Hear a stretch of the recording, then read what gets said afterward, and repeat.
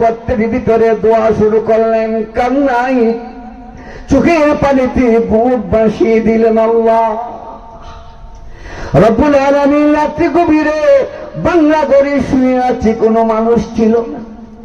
হঠাৎ করে একজন সুন্দরী আমার চাচাতো বোন এসে আমাকে আওয়াজ দিচ্ছিল, ভাইয়া ও ভাইয়া। দেখবেন মহিলাদের আওয়াজের মধ্যে কাশিস আছে, মজা আছে, কি বলছে ঠিক কি ঠিক না? এই জন্য বলছে, হ্যাঁ তুমি মহিলারা রাত্রে গভীরে ভাবি বাড়ি বলে ডাকছে, তুমি করুন শুনে করো না। ও ভাইয়ে কে লিগে আসছেন? আমি ঘরে আছি। হ্যাঁ দিলের মধ্যে শয়তানে কই দিব, আওয়াজটা এত সুন্দর, মহিলা না জানি রে কত সুন্দর। কি বলেন ঠিক কি ঠিক না? এই জন্য মহিলার আওয়াজ করুন সুরে বলছে, ভাইয়া মনের তামান্না মনের খাহিশ সব পূরণ করো, আমি সব তোমার রিজার্ভ করে দিলাম। আরে তুই কি করছ? কেউ নেই আল্লাহ গো, ওই রাত্রি গভীরে আমি বলেছিলাম আমার চাচাতো বোন, কেউ নেই কিন্তু আকাশের মালিক আল্লাহ আছেন, তুই আছেন আমি আছি, কেউ দেখে নাই আল্লাহ তো দেখেন। সুবহানাল্লাহ। রব্বুল আলামিন ওই আমল তখন যদি তোমার দরবারে কবুল হয়ে থাকে, আল্লাহ গো আজকে এই মহাবিশ্ব বিপদ থেকে আল্লাহ তুমি মেহেরবানি করে আমাদের তিনজনকে তুমি পরিত্রাণ দাও, মুক্তি দাও, নাজাত দাও। সুবহানাল্লাহ।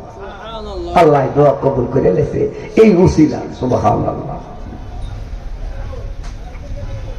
এই উসিলা দেহে এক বাক্স হয়ে গেছে, আলু আসতেছে, বাতাস আসতেছে, কন্যা। সুবহানাল্লাহ।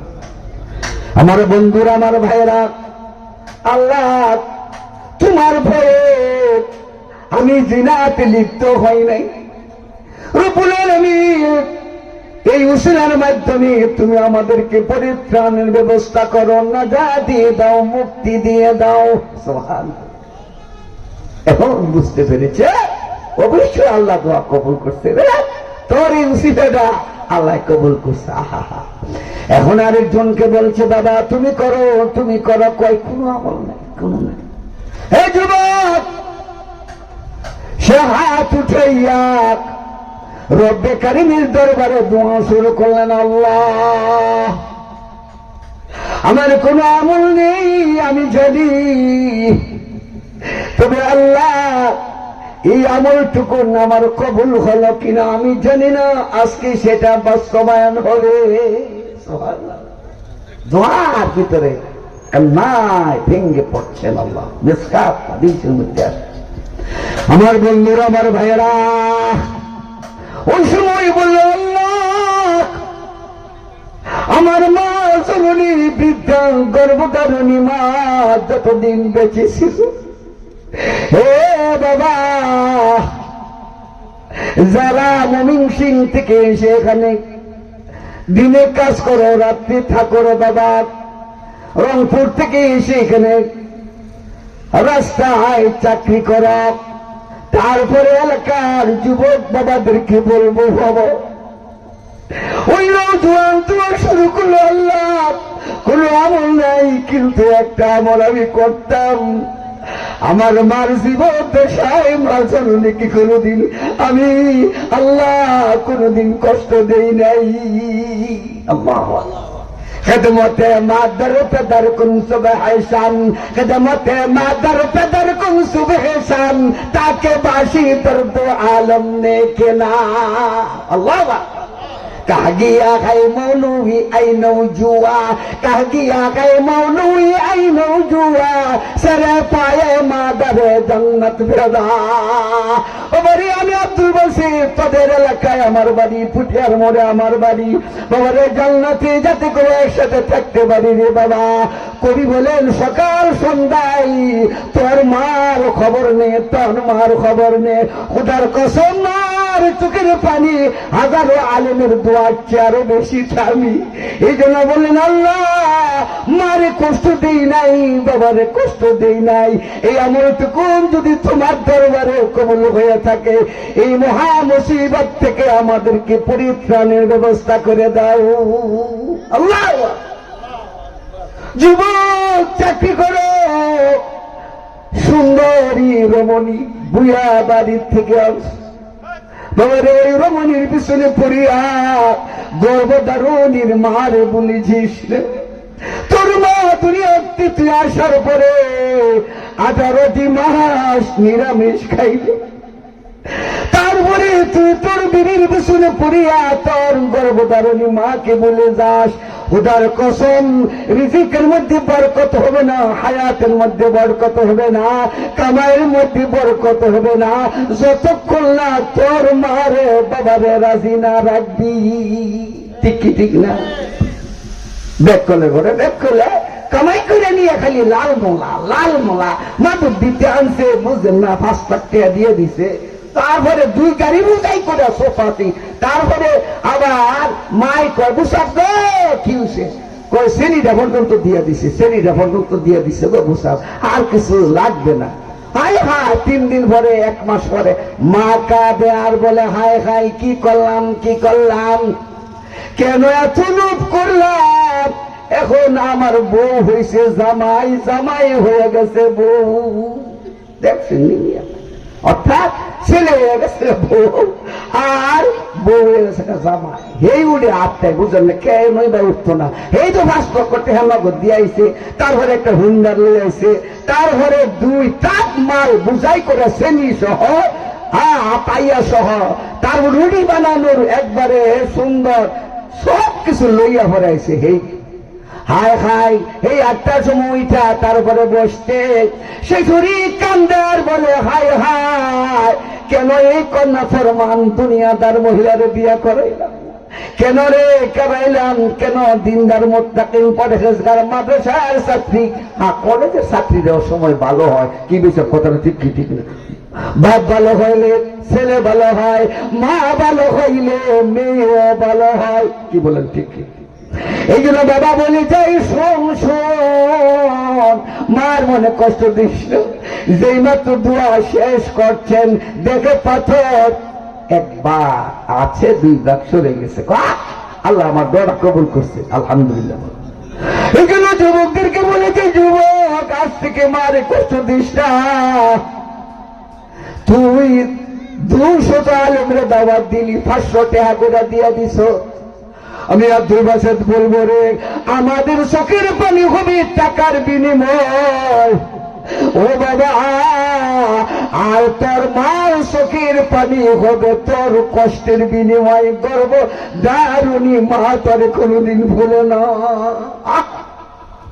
আমার নবীজি বলেছেন 3 জন ব্যক্তির দোয়া কবুল হয়, মুস্তাজাবুদ দাওয়াত। 1 নম্বরে হলো বন্ধু মার দোয়া, বাবার দোয়া পূর্ববিহীন ডাইরেক্ট আল্লাহর দরবারে কবুল হয়। এই জন্য চিন্তা ভাবনা কইরা কামাই করি, টাকাটা লুকাইয়া পাঠাই দিস, 17,000 পাঠাই দিছি, 20,000 পাইছি, এই 3,000 একটা 17,000 দিয়ে দিছি। আর কার কাছে? কই ফাতেমার মা, আমার বউর কাছে। এ গরু ঘরে গরু তোর মারে যদি দিতে রে, আমি আব্দুল বাসেদ বলি, মা জননী তোরে না দিয়া এই টাকা কখনো ভাঙতো না, বাজার করতো না, মজা তোর সন্তানকে আইনা দিত। কি বলেন ঠিক কি ঠিক না? এই কপাল পোড়া বাবা, মারে বলিস না, বাবারে বলিস না, আয় হায় দোয়া কবুল হয়ে গেছে। 3 নম্বরে বাবা শেষ করব, হে দোকানদার বাবারা, এইটা কলা ব্যবসায়ী ভাইরা, আমি তাদেরকে বলছি, তোমরা যদি ঠিক হয়ে যাও, তোমরা যদি আমলওয়ালা হয়ে যাও, তোমরা যদি মার খাদেম হয়ে যাও, বাবার খাদমতকারী হয়ে যাও, তোমরা যদি আল্লাহরে স্মরণ করো, আল্লাহরে ভয় করে খোলা যদি না করো, আল্লাহরে ডাক দিতে দেরি, আল্লাহ তোর দোয়াটা চোখের পানিটা নাকের গায়ে আসার পূর্বে আল্লাহ তোর দোয়া কবুল করে ফেলবে। লা ইলাহা দূরে লা ইলাহা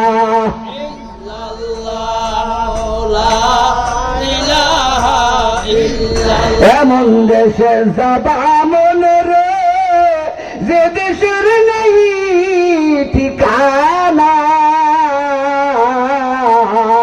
আল্লাহ এমন ঘরে শুবি মনে রে যে ঘরের নাই বিছানা। এই জন্য বাবা পায়ে হাত রেখে বলবো, তোরা যদি ঠিক হয়ে যাস আমার ইনওয়ান পুটিয়া রাজকীয় ইনওয়ানের সব মানুষ আল্লাহ ওয়ালা হয়ে যাবে। কি বলে ঠিকই ঠিক না? আরেকজন বাকি আছে, মনে আসেনি তো? মনে আসেনি? ও ভাই ওই দাদার মতন ও নাতিন কয় হুজুরে কইছে ফরস্তর যাইত না। আর বেকল সব বাতিলে চলবো রে। হাই হাই গিয়া লঙ্গি না উঠবো ভাই সব যাওয়া শুরু করছি। এই জন্য বাবা ওয়াজ বাড়িতে নিতে হবে। কি বলো ঠিক কি ঠিক? আগের দেশের মানুষ আজ থেকে 50 বছর আগে কুমলাদের মানুষ কত আল্লাহওয়ালা ছিল রে বাবা। ও বাবা কুমলাদের মানুষ রে, তোদের কপাল আল্লাহ খুলে দিয়েছেন। কত হাজার হাজার আলেম এই কুমলাদির থেকে পয়দা হয়েছে। কি বলে ঠিক? এই যে গত বৃহস্পতিবার দিন মাহফিল ছিল আমার পলাশ শানের বাড়ি। আহা, বড় আলেম তিনি সভাপতি ছিলেন। তিনি বললেন হুজুর আপনি এমন আলোচনা করছেন। আহা, আমি কুমলাদির মাদ্রাসার ছাত্র, 1 নম্বর ছাত্র ছিলাম। আমি ওখানে আলেম ফাজে দিন জমাত ওখানে পড়ছি, যাইয়া ভর্তি হয়েছি। জিজ্ঞেস করেন এই মাওলানা রাসেলও ছিল, চোখের পানি ফেলে ফেলে কাঁদতেছিল আর বলতেছিল আমার উস্তাদ মাওলানা বাহাউদ্দিন বাহালুল উলুম, আমার উস্তাদ মাওলানা জহিরুল হক সাহেব, আমার উস্তাদ মাওলানা মুআজ্জম সাহেব হুজুর বলে নাই। আহা, এই কুমলাদির বাবা রে, কুমলাদির মায়েরা কপাল আল্লাহ খুলে দিয়েছিল। কিন্তু যদি কদর না করো, এই জমিনের কদর না করা, তাহলে তোমাদের কাছ থেকে সেটা ছিনে নেওয়া হবে। কত আলেম পয়দা হয়েছে। এই সুনামগঞ্জ গেছি, সুনামগঞ্জ, ওই সুনামগঞ্জের একজন বিশিষ্ট আলেম তিনিও সভাপতি ছিল। বাবা রে, সমস্ত রাত্রব্যাপী ওয়াজ ছিল। আমারে নিয়ে দিছে 9টার সময়। ওয়াজ শোনার পরে কই হুজুর আপনি শেষ আবার ওয়াজ করতে, মোনাজাত করতে। ও বাবা সভাপতি কান্নায় ভেঙে পড়ছেন হুজুর আমি কুমলাদি মানুষের ছাত্র, কুমলাদি মানুষের ছাত্র। এখন আমি এই বড় মাদ্রাসার প্রিন্সিপাল, হাজার হাজার আলেম আমার ছাত্র। অমিয়া একটা ছাত্র যদি কবুল হয়ে যায়, এই কুমলাদির মাটির নিচে যারা শুয়ে আছেন তাদের উসিলায়, তার উসিলায় সকল মাইয়া তোমাদেরকে আমাদেরকে মাফ করে দিবেন। কি বলেন ঠিকই ঢিলা? তাই বাবা শেষ কথা বললাম, বলতেছিলাম আরেকজন লোক বাকি আছে। সে বলে আল্লাহ আমার কোনো আমল নাই, আমার কোনো আমল নাই, তবে একটা আমল। কি? এই শোনো যুবক, আমার ঘরে একজন মজদুর ছিল, কামলা বেচেরা ছিল। আল্লাহ হঠাৎ করে ওই লোকটা চলে যায়। কিছু টাকা আমার নিকট পাওনা ছিল, আমার তহবিল থেকে আলাদা করি আমি তার নামে পুটিয়ার বাজার থেকে মনে করেন একটা বকরি বাচ্চা নিয়ে আসি। এই বকরি থেকে আরেকটা পাল হয়, বাচ্চা হয়, হতে হতে অনেকগুলো বকরি হয়ে যায়।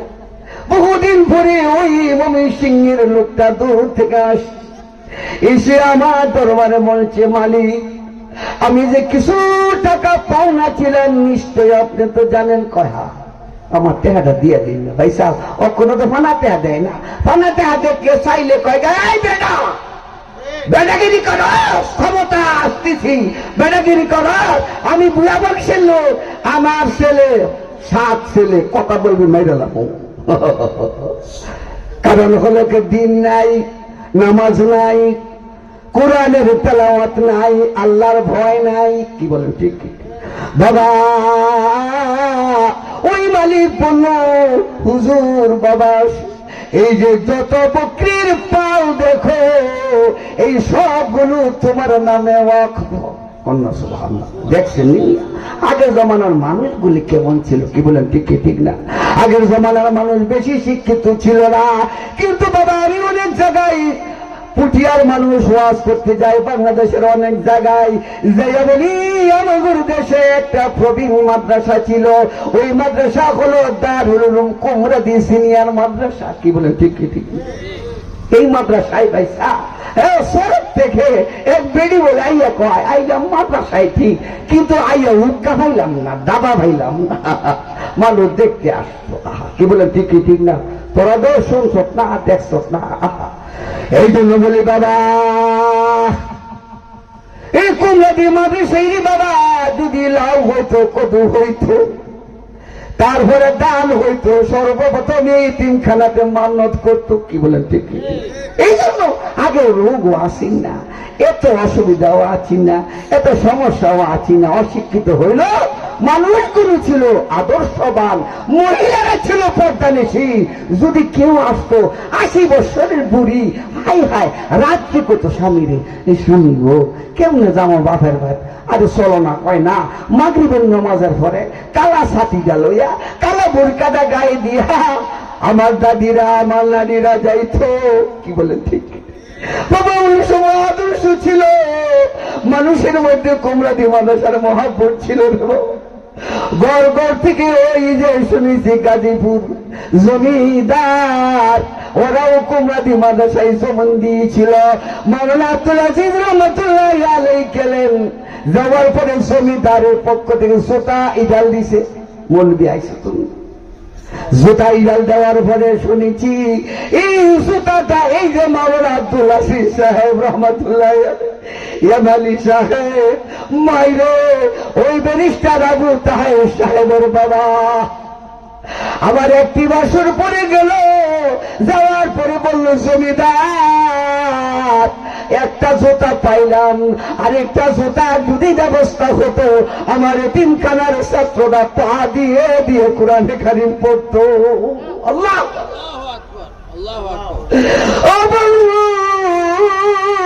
জমিদার বলল তোমার দ্বারা এই মাদ্রাসা করা সম্ভব? যাও, আমি অনেকগুলো জায়গা এই মাদ্রাসা এতিমখানার জন্য ওয়াকফ করে দিলাম। কন্যা সুবহানাল্লাহ। ভাইরা আমার সর্বশেষ বলতেছিলাম আমার কোনো আমল নাই, আমার কিছু নাই, কিন্তু ওই যে ব্যক্তিটা আসছিল আমি সবগুলো বকরির পাল দিয়ে দিলাম। আল্লাহ এই আমলটুকুন যদি তোমার দরবারে কবুল হয়ে থাকে তাহলে এই মুহূর্তে আমাদেরকে পরিত্রাণের ব্যবস্থা করে দেন। সুবহানাল্লাহ। এই জন্য বাবা শেষ কথা, বাড়িওয়ালা এমন ব্যাকর, বাড়িওয়ালার বাইক বড় মেহমান আসছে, ওই যে গম্বুজ, আপনারা টাঙ্গাইল জানি হে গম্বুজ ওলা মসজিদের খতিব সাহেব আসছে মেহমান, আর আমি হলাম বাড়িওয়ালা। কি বেচার ঠিক কি ঠিক না?